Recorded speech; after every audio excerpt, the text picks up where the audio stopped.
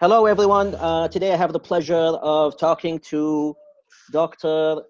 Raj Ayyar. Am I saying that correctly, Professor? Yes, Raj Ayyar, Okay. close enough. Yeah. And me and Professor Ayyar, we met online through Facebook, through a group on Gnosticism. And I was very interested by his articles, by his outlook on philosophy, because he is also a philosopher. He's taught gender studies, diversity studies. He's a very erudite, very learned gentleman. I'm very honored to have him here with me today. And also, what really attracted me about him was that in that group that we had on Facebook, a lot of people were Western people, from America, from Britain, and Professor Ayyar is from India. So that to me is always interesting because he's from our sort of I'm not going to say from our part of the world, but from outside of the fence maybe. He's a fellow brown man, so that's very interesting. So can you give our viewers a short bio, of your life, Professor Ayyar, and how you started out in academia and teaching? Sure, Wael. I'd be happy to do that.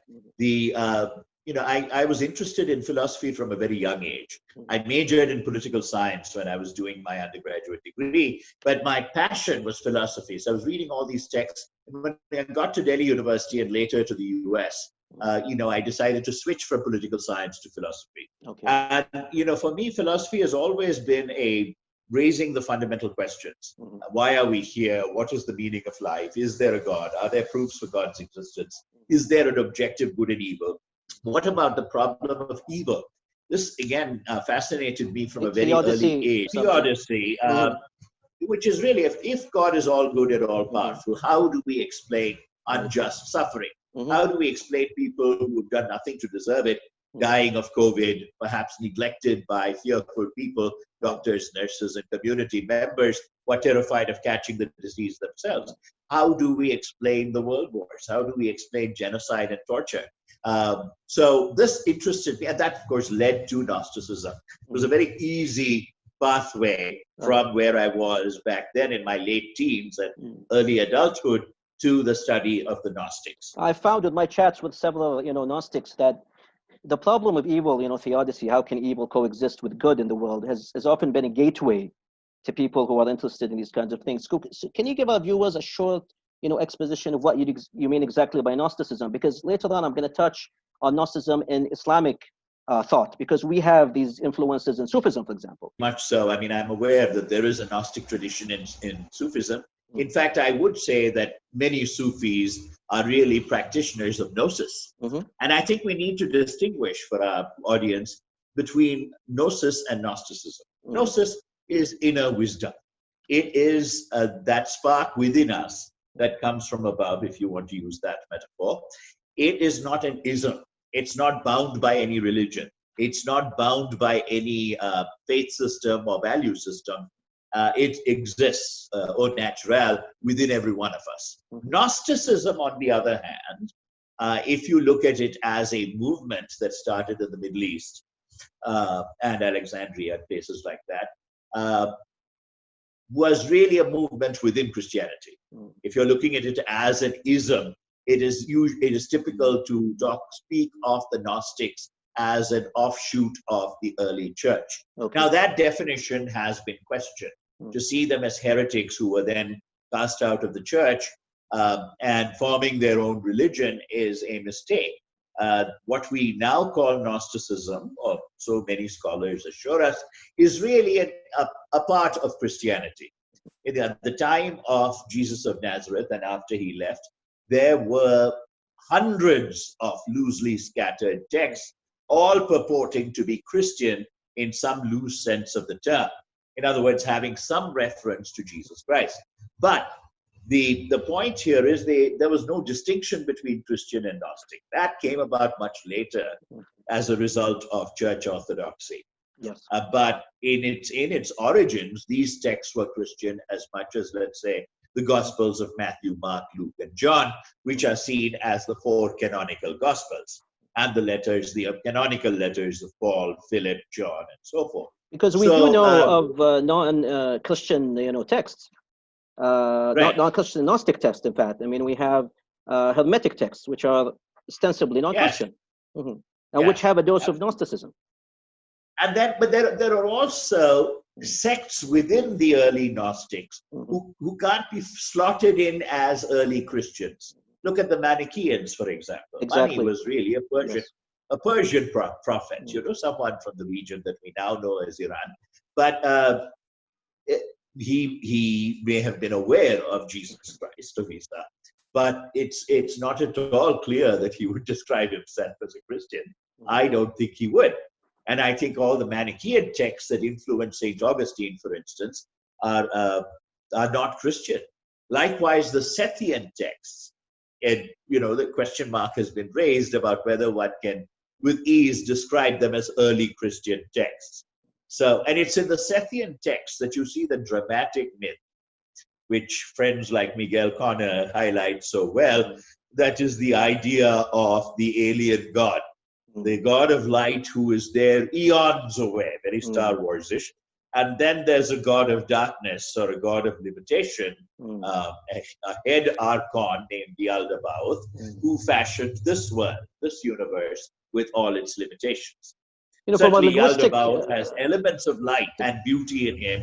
Otherwise, he would not have been able to create such beauty. Because after all, his mother is Sophia. Or the beauty of Niagara Falls, and also Sophia. And Sophia, you know, again has her pure aspect, her pleromatic aspect, and her fallen aspect, you know, when she comes down into the world of the archons. So that dramatic myth appears to be very Sethian, the idea of the two gods. You find that in Manichaeism, you find it in Sethianism, but if you look at the Valentinians and other Gnostic sects, it is more comfortable to assimilate them to early Christianity and to say they were early Christian texts with a difference. Because, you know, there's the sense there that there were a slew of mystery religions, including Mithraism, for example. Yeah. But you know, as far as I can tell, Christianity took the mystery out of early mystery religions and it made it faith-based.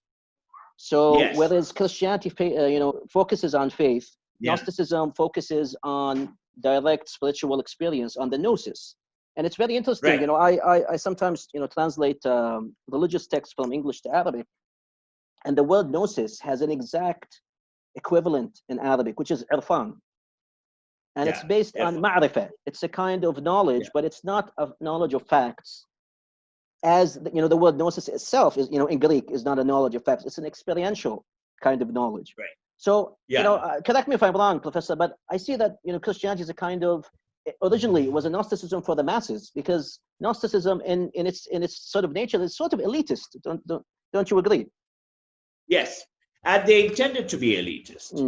For example, the pneumatikoi, the highest level of the seeker, is certainly seen as being on a different kind of spiritual level than someone who is addicted to things of this world. Right. So the Gnostics are clearly elitist. It's not meant for everyone, and it is a good one good way of seeing Catholicism, especially. I'm not sure about the Protestant sects, which seem to have moved away from that. But if you look at Catholicism, especially at the sacraments are really Gnostic mysteries. They are indeed. They are mysteries that have been codified and organized into a set pattern, into a faith system that people can swallow easily. All they have to do is to go through their paces when they're receiving communion or when they are going through the rite of baptism or whatever else. But these are in fact camouflaged versions of what in Gnosticism would be mysteries that have to be experienced directly by the seeker. Very similar, and you find this gnosis in all forms of mysticism. You certainly find it in the Sufis. The idea of direct experience. You know, I am not interested in words about Allah, words about God. I'm not interested in theologies. I am interested in the direct experience where I experience the divine as closer than my own, the jugular. Exactly. That is a verse from the Quran, in fact. Yes, it is a verse from the Quran. And you are interested in Rumi, Professor, is that correct?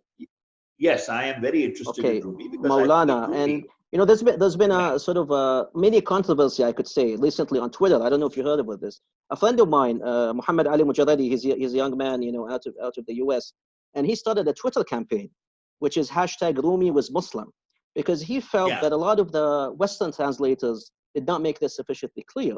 they de-Islamicize. You know, they used to say that exactly in Victorian times they would Bowdlerize. I don't know if you heard that term, Bowdlerize Shakespeare. Yes, Bowdlerize. Yeah. So they did that to the Rumi text, and they sort of de-Islamicized him. And then, you know, even, I mean, this gentleman, I think his name is Coleman Barks. He doesn't even speak Persian. He doesn't even understand Persian that well. And while it's kind of understandable, you know, that they presented Rumi's poetry in that sense, I think there's some sort of reckoning has to happen, you know, some sort of historical reckoning where we reclaim. I mean, obviously this is universal. I mean, Rumi does not belong to a certain sect or a certain people, but we should make clear that these, you know, poets and geniuses, they emerged within a certain background, and you cannot divorce them from this background. I'm sure you have to say, you know, you have a lot to say about this from a historical point of view. I mean, you cannot divorce Rumi from Islam. I mean, there I agree with this Twitter campaign to restore Rumi to his roots, because he certainly cannot be understood independently of the Islamic tradition. I don't think you can just paint him as a vacuous universalist. And sometimes when you read Coleman Barks, the translations are beautiful. It's certainly not an insult to Rumi or to Islam. But on the other hand, you feel Rumi could belong anywhere. I mean, that he is every man and no man. I mean, I certainly think that Rumi was a universalist Muslim. I don't think he was a dogmatic Muslim or any other label. But at the same time, he was very Muslim. I mean, he was a scholar. He was an Islamic scholar. He was a teacher. So he was clearly immersed within that tradition. So to tear him apart from that is ridiculous. And I think Coleman Barks does do that to a large extent. On the other hand, the sources like Nicholson, from whom Barks seems to have borrowed, are much sounder when it comes to Persian scholarship, because they certainly did know their Farsi, they did know their Persian, so they did. Their translations can be credited a lot more, even in terms of literal accuracy. And they don't sing, unlike Barks's translations. There is no musical quality if you read Nicholson, for example. They're very straightforward. I mean, a lot of the meaning that Barks unravels in his own poetic way, it comes out in Nicholson as well. I mean, he's not just another cleric, or he's not just another expositor of a scripture. He is certainly much more than that. He is a mystic. He does have a universal appeal in the way in which someone like, let's say, Ramakrishna in Hinduism, or St. John of the Cross in Catholic Christianity, or Valentinus in the Gnostic tradition. A lot of what they say certainly has universal archetypal meaning. You cannot just reduce them to a particular faith. Certainly grounded in whichever faith they were brought up in. Indeed. I don't think you can disassociate them from that. Done is to transcreate, not so much translate. Let me use the word that was so popular back in the 70s. Transcreate, where you take someone out of their context and make them universal by giving them a different kind of idiom and a different kind of flavor, which preserves something of the original, but it takes them a whole in order to make them more accessible to the contemporary reader. And I can see why purists, like the young man who led this Twitter campaign to rescue Rumi's Muslimness, is offended, because he sees this transcreation as taking incredible liberties and divorcing Rumi forcibly from his own tradition. Exactly. This is exactly my question. Is it really Rumi if we transcreate it that way? Does it really retain, anything of the original Rumi-ness, if you will, of the text? Or is it something new entirely? I think some of Barks's translations are really close to the Nicholson original, except that Nicholson was very Victorian in his mode of expression. And so the translations read very stilted, whereas Coleman Barks has clearly produced a very accessible Rumi for today. And some of it, I mean, the nugget, there is a nugget of Rumi that's there in Barks's translations. But on the other hand, I also think that Barks's translations need to be taken perhaps with a slight pinch of salt, that we need to restore Rumi as an Islamic thinker. The appeal for people outside the Islamic, including Deepak Chopra, you know, the well-known Indian, you know, motivational speaker in the US, Deepak Chopra. In fact, he's the first person that I actually read in his books about Rumi, and I was surprised that a Hindu was, you know, was quoting a Muslim. I mean, to my teenage mind at that time, it was kind of surprising. So this brings me to something else, another issue I would like to speak to you about. The sort of the same has been done with Hafiz, by the way. Hafiz, if you look at Daniel Ledinsky's translations of Hafiz. In fact, Ledinsky is on less sure ground because it's not even clear what he's basing it on. At least Coleman Barks does give us his sources. You know, in that sense, Barks is respectable, whereas Ledinsky, you know, comes up with this beautiful verse, which is very universal, very poetic, very romantic, very mystical, but it's not at all clear that it is Hafiz. Like, just like, you know, Khalil Gibran, he, you know, he was given the role of the sort of Semitic prophet, and he sort of grew into it, as well as I can tell from his biography. But I want to go back to my question, is that you know, India provides a sort of interesting, you know, conjunction between Hindu thought and Islamic thought. And I know that there are certain saints, both Muslim and Hindu saints, who had appeal for both groups. And this is very interesting to me, because this has not happened, you know, at least in such a clear way in other parts of the Islamic world. And I hear that even, you know, a saint like Bulla Shah, who was, you know, a Punjabi Sufi saint. I don't know if I'm saying that correctly, but I think his Bulla Shah, that he also had appeal to Hindus. That's very interesting. And Bulla Shah does talk a very universal language. Bulla Shah does talk a very universal language, even as Kabir does. You know, even as Rumi does. Bulla Shah talks about not being bound by the mosque or by the temple. Exactly. That the beloved that he's seeking is outside all those definitions. And this, you know, this Sufi influence, let me just finish this, this whole medieval Sufi influence, which continues in India today, even though there are powerful majoritarian movements that challenge that. Even though there is that powerful challenge from Hindutva, which does not accept this kind of syncretistic approach to religions at all. It wants a pure Hinduism and a pure Islam. But this syncretistic approach, which goes back to the Middle Ages, the Bhakti saints who are Hindu and the medieval Sufis impacted and influenced each other. And you see this very clearly, you know, this kind of confluence in someone like Kabir.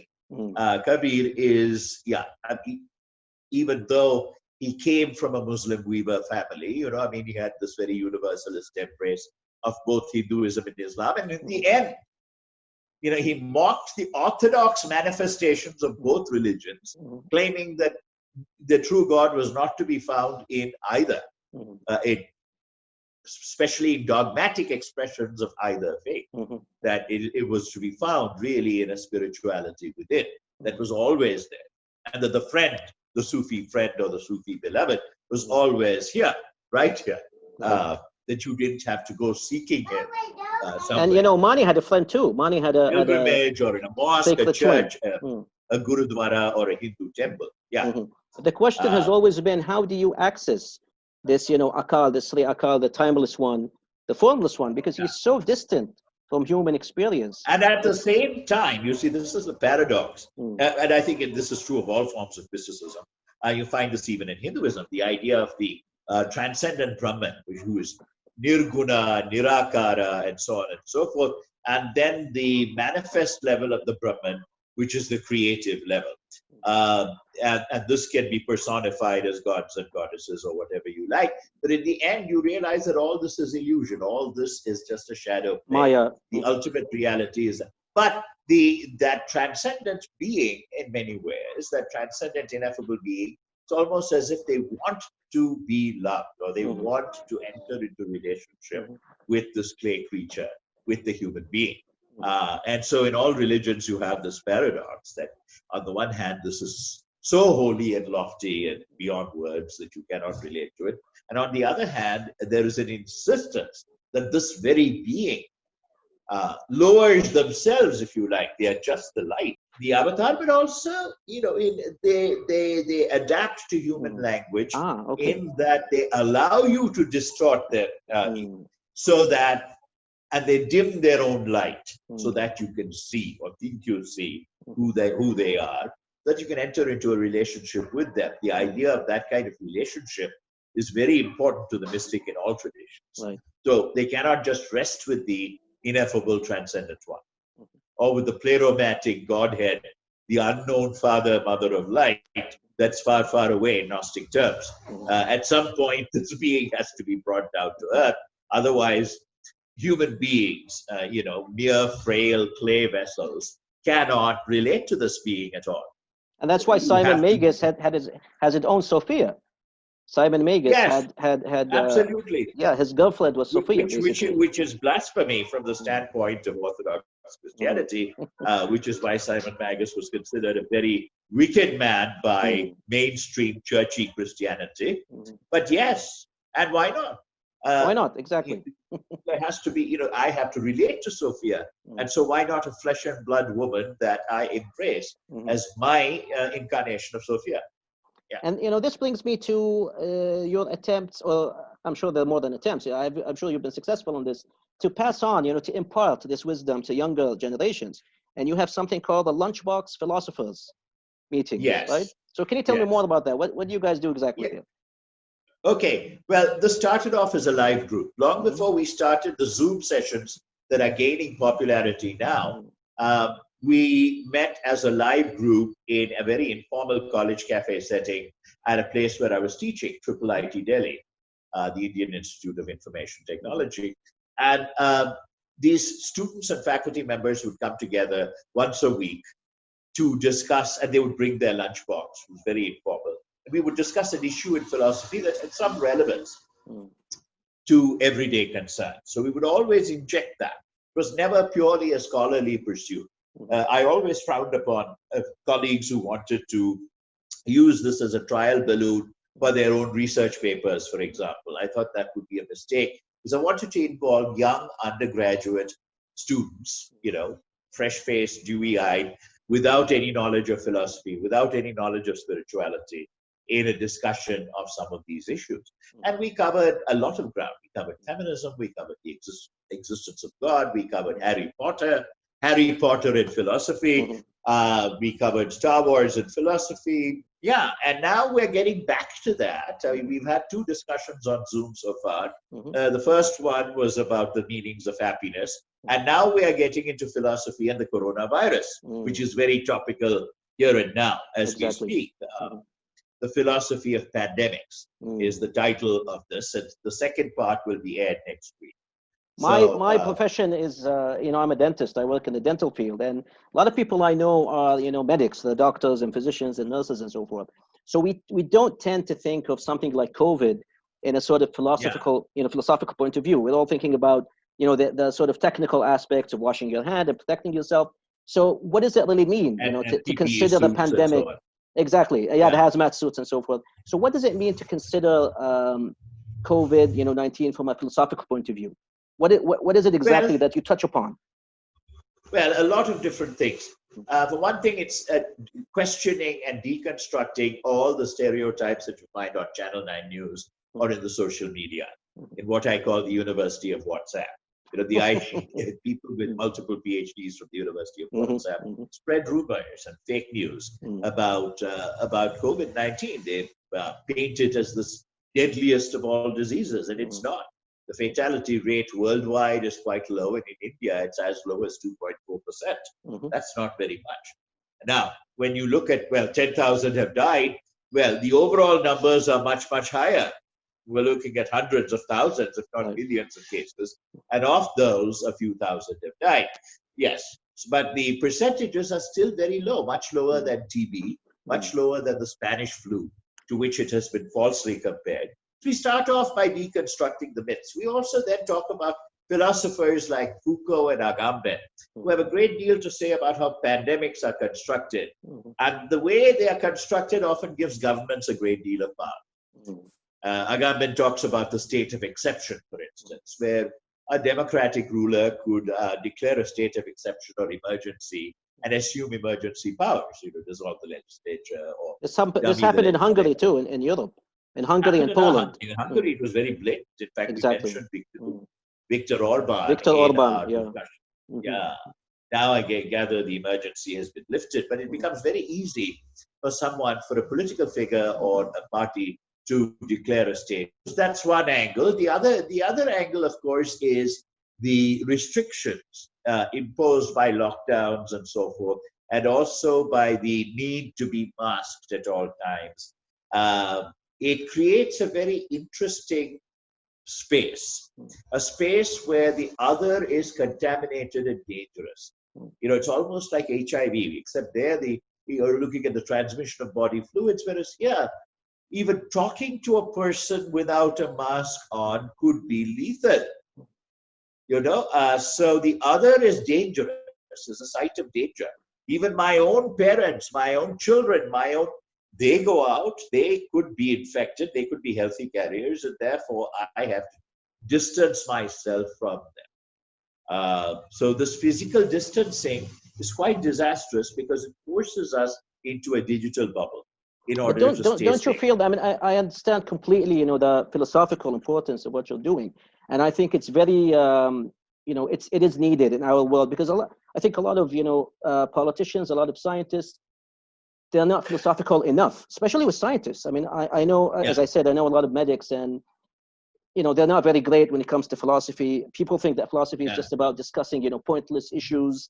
They don't realize how everybody has a philosophy, and how deeply philosophy is ingrained, not only in politics, but also in science, because there is, you know, science of philosophy, and there is, you know, people like Karl, you know, Popper and so forth.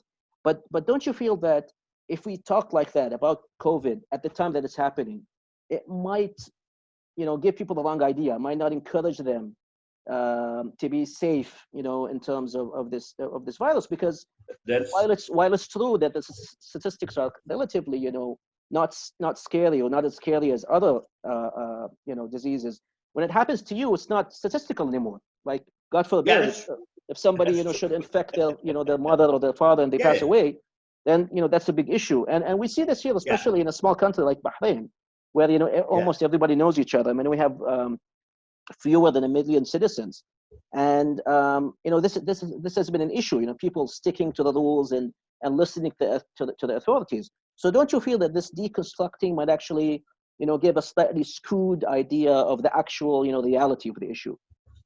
Yeah, well, very good question, and yes, it could. But that's why I always encourage people who are discussing this to issue a disclaimer saying, please wear your mask, please continue the physical distancing, while you have an intelligent meta-awareness of what you're doing.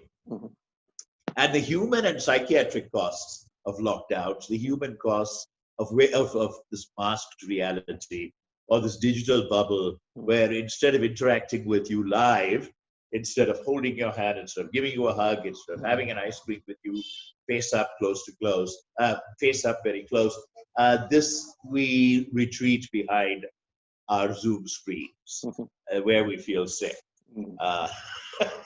We are in Sherry Turkle. She's an MIT psychologist. In her terms, we are alone together. Well, alone together. You're there in your space, I am there in mine. We're connected as never before. In fact, I think the pandemic has connected the world. Exactly. There are concerts available, museums available, mosques and churches have thrown open their doors virtually. You can actually step in and, you know, do a little tour. You can tour cities. So sitting in your armchair, you can pretend that you're doing all these things. And, you know, there's a simulated experience, which is quite reassuring, especially when you're lonely and cut off in the middle of this pandemic. But it's still not a substitute for face-to-face interaction. And then, of course, when you gain that perspective, instead of throwing off your mask and acting like a silly Trumpster, you then say, no, I am going to wear my mask, but I look forward to the day when a viable vaccine is discovered, to where I don't need this anymore. And I can go back to aspects of the old normal. Now, I gather that there, you know, some things we may not return. Corporates love this because they're saving a lot of money on all these fancy overhead for these fancy tech parks and all that. They're saving millions of dollars. They can rent a very nice but modest office space, one floor of a building or something, and have people come in very rarely, once a year, perhaps, for for the annual Eid or Christmas gathering, but you don't have to make a big song and dance about it. People can work from home. Right. What kind of archetype do you think is going to be brought up inside people? I mean, I often think about Carl Jung and his books that where he dreamt of the First World War and how he was very interested in the assumption of Mary and and how the actual doctrine of the Catholic Church changed.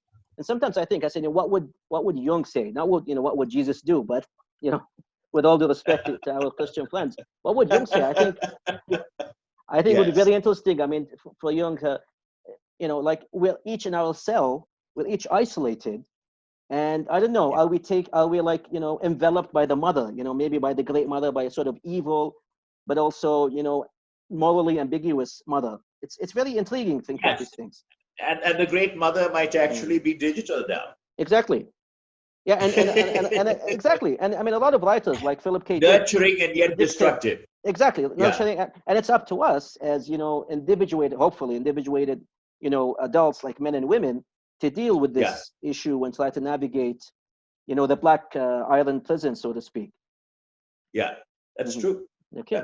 So very much so. I'm also reminded of of a tarot card, the Tower, which shows two people falling from a tower in total chaos, and of course that symbolizes the ruination of hopes and really a dramatic, catastrophic destruction of life as we know it, and a destruction of old dreams, old visions, old ways of thinking, and old lifestyles, to where you really have to think anew. You have to build anew. You have to start constructing. Exactly. Constructing your house, constructing yourself, reconstructing your life world around you. And I think the challenge of COVID-19 at an archetypal level is really the challenge of the tower. It's the challenge of a whole old world crumbling and wondering what to put in its place. Now, clearly, some aspects of the old normal are going to come back once a viable vaccine and or a cure are found.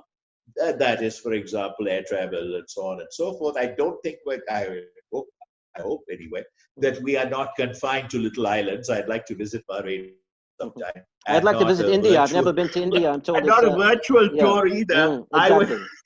Maybe you need a virtuous tour. I would like to hop a plane and come and see you there.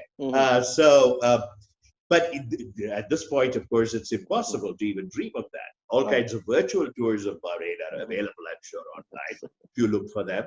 But so some aspects of the old normal will be resurrected, but in many ways, I think we're looking at inventing or reinventing a world, which after we look somberly at the remains of the tower, and we dust ourselves off, take a bath, and then move on. This reminds me of a meme I saw online where a person says that they thought that the apocalypse would involve zombies, and mutants, and it just involves people, fighting over toilet paper.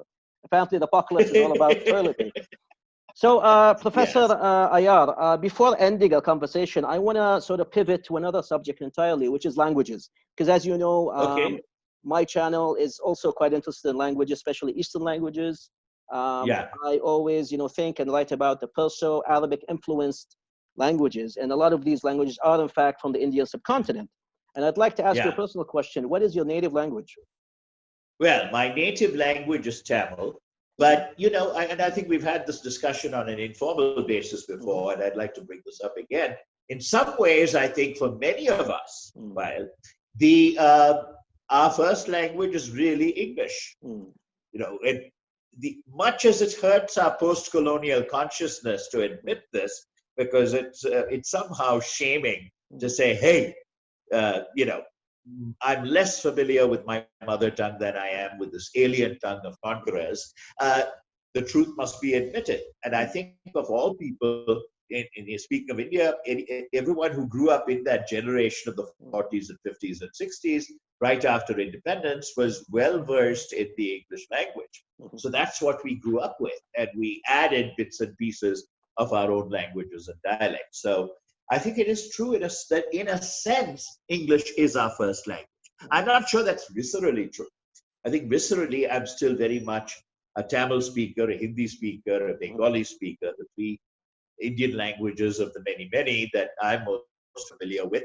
But it's also true to say that I am a native English speaker. Whenever I went to the US, and I would have all these patronizing people asking me, if I found my EFL experience very challenging, I would look at them blankly and say, EFL? I've never taken an EFL course in my entire life. Would you like me to teach an EFL course? Exactly. If it pays well enough, and you do teach English, as far as I know, to foreign students. And I just want to point out that we are not the first group in history to write and think and communicate through quote unquote foreign language. I mean, it happened during Hellenistic times. You find people all the way from Persia, the Arab world, even people in India speaking and communicating in Koine Greek, even though the native languages were completely different. And you had exactly, and you have a lot of people, especially in Africa, communicating in French, even though they have hundreds of local languages. So this is not the first time in history that people have used other languages. And at one point, even in India and Pakistan, Urdu played a very powerful role, even among non-Muslims.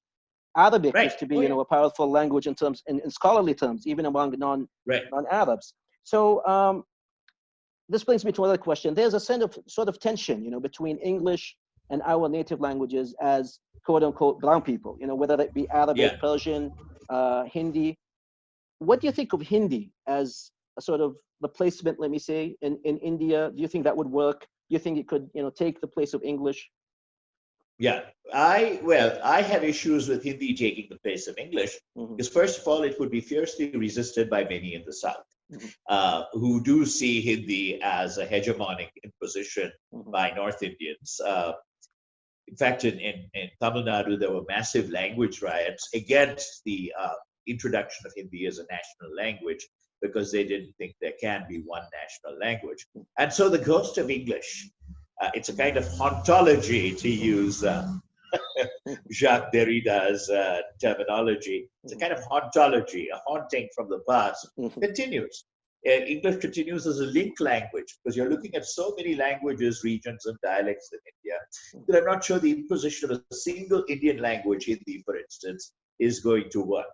And Hindi itself has been questioned, because it borrows, to some extent, it was created from Braj Bhasha, Kadi Boli, and a lot of dialects. Some would accuse it of being a manufactured language, unlike, let's say, Urdu, or let's say the dialects from which Hindi was derived, or a language like Bengali, which is certainly, a very authentic language that has grown. It's had its own cultural history.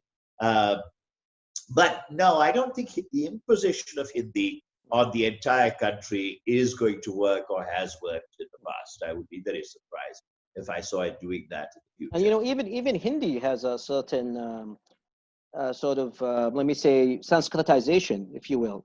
I mean, there was a deliberate removing. And of course, the preference of Hindi, to prefer Hindi over, let's say, Hindustani or Urdu, is clearly a political move. Exactly, I was going to say that it has a political. And after independence, it was a way of creating a certain kind of cognitive and emotional space from Urdu, which was considered to be the language of Indian Muslims and of Pakistanis. And I think that's unfortunate, because Urdu is a beautiful language. I certainly never discourage anyone from learning. I hear that Urdu has been suffering in India as a result of defunding and so forth. Of late, I'm not sure that was always the case, because I think right after independence, Urdu was spoken very fluently by many, and they weren't all Muslims and non-Muslims alike. Urdu, let's face it, was a court language, and it was also in use as a link language with very ordinary people. So that there are people in Lucknow, for example, who spoke Urdu fluently, and many of them were Hindu or Christian. They were not Muslim. So it was actually detached to some extent from the religion of its initial association. And I think it should have been kept that way and admired for the beauty of the language. It's interesting. I was reading on an intensely poetic language. Exactly. And I know I was reading online. There's a certain grouping within India. I don't want to mention any names. And they had a sort of slogan. They had a slogan, a sort of political kind of slogan. And it was in Hindi. It was supposed to be in Hindi, but it had like 3 Arabic words and 1 Persian word. So obviously you still have elements, you know, so quote unquote foreign elements, even in Hindi, not just in Urdu. You know, the word dunya is used very often, you know, and zindagi. also some lingering Urdu elements in Hindi. Exactly. Yeah, because these, you know, you're looking at when you're looking at India, you're looking at a mosaic which contains incredible moments of synthesis and syncretism and crisscrosses between cultures. There certainly wasn't the kind of cultural purism that we're now looking at, you know, at religious purism, because very often there was traffic, intercourse, intermingling of religions, of cultures, of subcultures, sometimes producing some very interesting and sometimes some very odd hybridities. I don't think it was a simplistic, this was this, and there we have that, ever in India. And I think that's one of the such attempt at reading India that way is clearly ideological to my mind. And it can't be productive in the long term, you know, any such limited view, especially of such a rich culture, you know, rich with a rich history, is not going to produce anything, you know, good, in my opinion. It's just going to, you know, make disunity sort of a more pressing problem. That's true. So one last question for you, Professor Ayyar. Do you actually read in Tamil? Do you practice the Tamil language? I actually read in Bengali and Hindi. I don't read in Tamil. Okay. Do you know how to read it? Strange. Well, this in part is because of my gypsyness, if you like. My dad worked for the railways, so we were very seldom in Tamil Nadu and South India. We spent most of our time in Calcutta and Delhi, and so Bengali came much more naturally to me, and Hindi is my third language. And of course, when I went to Delhi, everyone spoke Hindi. Some spoke Urdu, but a lot of people spoke Hindi. And so there really wasn't, except for domestic gatherings, any opportunity for me to practice my Tamil. You know, now that I'm roosting for during this lockdown year in South India, you know, I'm gaining a certain fluency in Tamil. So that's, you know, this is fascinating to me. I mean, I've spoken to a lot of Indian acquaintances and colleagues, you know, here in Bahrain, and they say that whenever I ask them what's your native language, I expect them to say something like, you know, Hindi or Telugu or Tamil or whatever it is, and they say English. So which goes back to what I was saying, that if we overcome our post-colonial shame, we realize that we're all beautifully and complexly hybrid creatures. And I say I'm all for hybridity. I'm very, very suspicious of cultural purity, because therein lies the slippery slope toward some form of neo-fascist ideology. I really think it's fine to be hybrid. I relate to Hindi and Tamil and Bengali and all of that, and yet I'm most comfortable in English. And it's the same with me. I mean, my native language is Arabic, but I would be hard pressed to conduct, you know, this conversation with you in Arabic, because I mean, I read Arabic fluently and I can write it, but I don't usually do this kind of stuff in Arabic. You know, my writing, my readings on philosophy and languages, and part of it is simply that I can't find the correct sources in Arabic. Even though, you know, Arabic is spoken by 300 million people, and it's a very vigorous language. I mean, it's not sort of a minority language, not dying, but it's still difficult to find, you know, the correct resources. And what you said about, you know, the mixture of cultures, it reminds me of a phrase I read in Thus Spoke Zarathustra, where the city, you know, the city that Zarathustra arrived in is called the pied cow.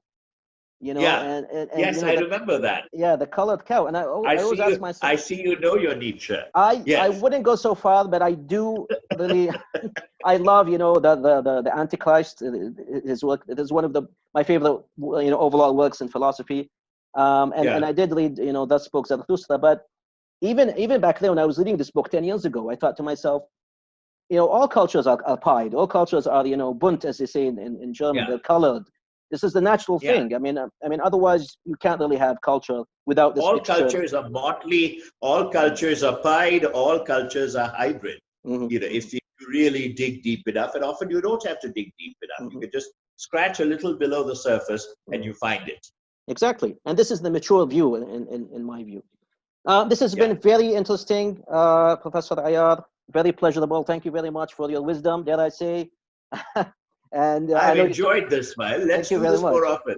And I really look forward, to talking to you or meeting you in person at some point. Absolutely. Hopefully, in the not too distant future. Hopefully, a trip to after the COVID, after the we beat Middle this East thing. is long overdue. I have friends and relatives in Dubai, for example. And I saw one of your pictures in Dubai, and you worked with people in Kuwait. So hopefully next time, your next leg, you're going to come to Bahrain. And may I just say this? You fit the, wise man archetype very well. Has anybody ever told you this? No one has really told me that I fit the wise man archetype, but it's most gratifying to hear that. So maybe the trickster then? Not the trickster though. Yeah, well, a little bit of the trickster too. I think in order to be a wise woman or a wise man, one needs an element of the trickster archetype. Exactly. Certainly. And just enough of the trickster archetype. And to be a good teacher, you have to have enough of the trickster archetype in you, because you have to crack jokes. You have to subvert students' frames of reference. You have to, do some shock therapy with them in terms of shocking them out of conditioned frames of reference. Only then can they really grow as individuals. So yes, an element of the trickster is part of wisdom. So on that note, on that very tricky note, we end this conversation. Thank you very much, Professor Ayyar. Thank you very much. To speak to you soon. Thank you very much. Bye. Likewise. Take care. Bye-bye.